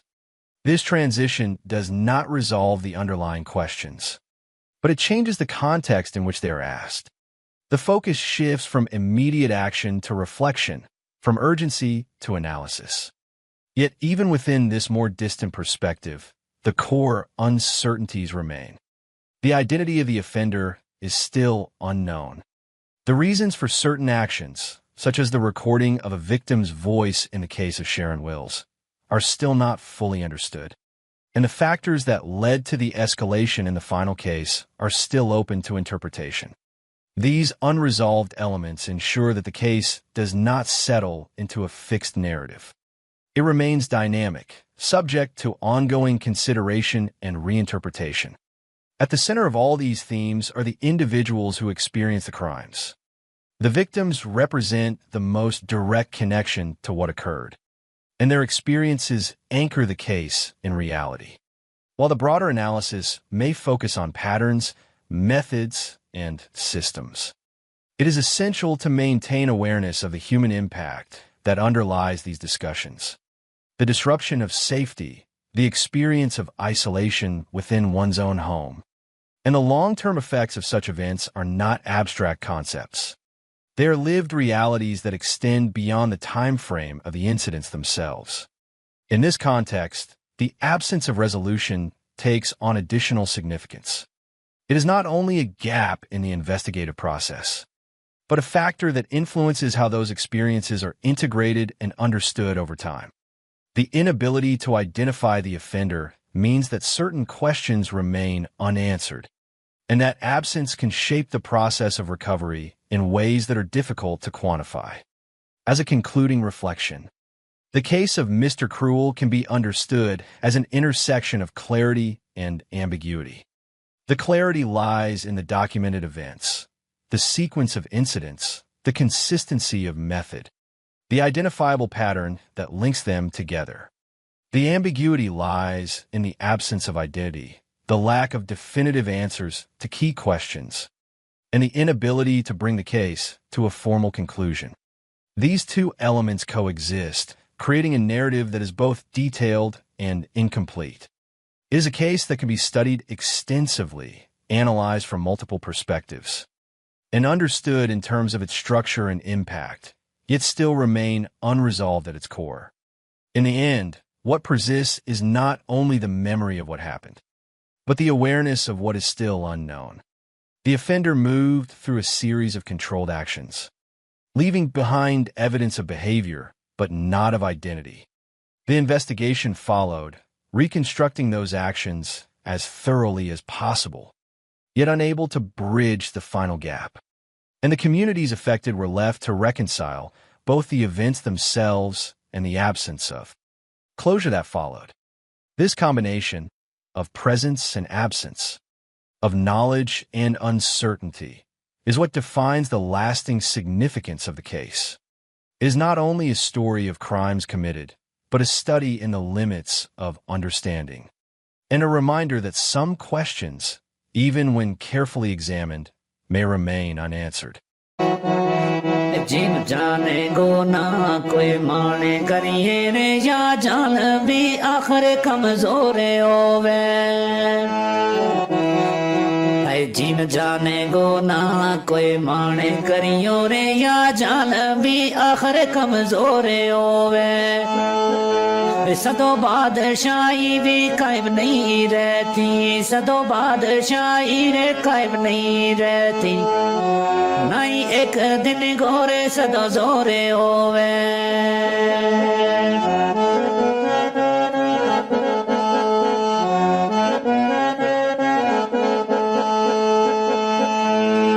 दुनिया दिन बदलती जाए अज और ते काले कुछ और होवे दुनिया दिन बदलती जाए रे अज और ते काले कुछ और होवे राई मौत को जाए को चखणो है राई मौत को जाए को चखणो है भावे कितनो कोई शाजोर होवे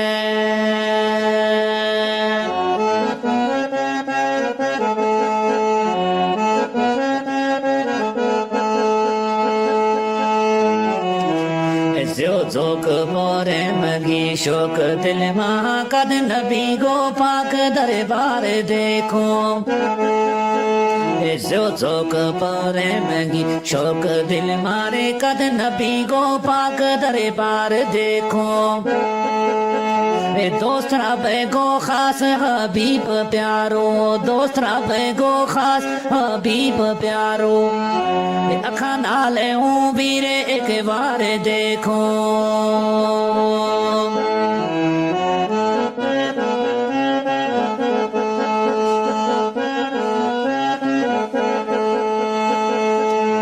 जाऊं सदके लख आजारे वारी नाले रोजागा सोना मीनार देखो जाऊं सदके लख आजारे वारी वे नाले रोजागा सोना मीनार देखो अल्लाह दे तौफीक इकबाल एक बार अल्लाह दे तौफीक इकबाल एक बार वे जगे बंगला गारे चमकार देखो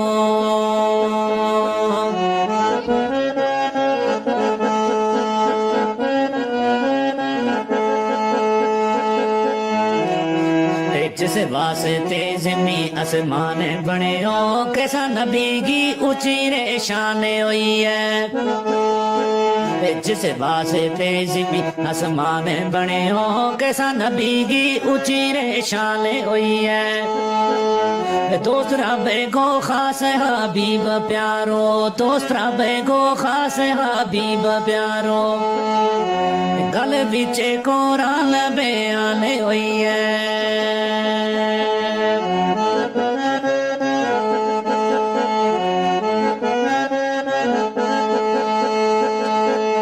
رتبہ دتو خدا نے آپ جس نا اوپر نازل کتاب قرآن ہوئی ہے رتبہ دتو خدا نے آپ جس نا اوپر نازل کتاب قرآن ہوئی ہے اقبال امت نارے بخشان بستے اقبال امت نارے او بخشان بستے سونا نبی گے آتے کمال ہوئی ہے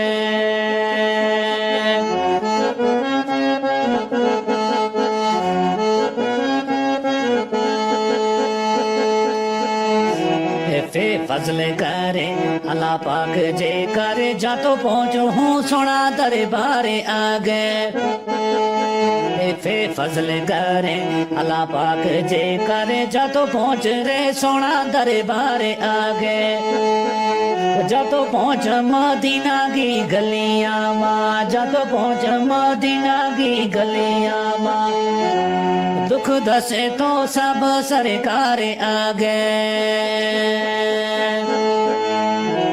دس لے تورے آلے حوالے اپنا سر دکھ درد سارا آزار آگے دو دو مل جا تورے اقبال تنا سو دو مل جا تورے اقبال تنا کھل جا تورے اس بازار آگے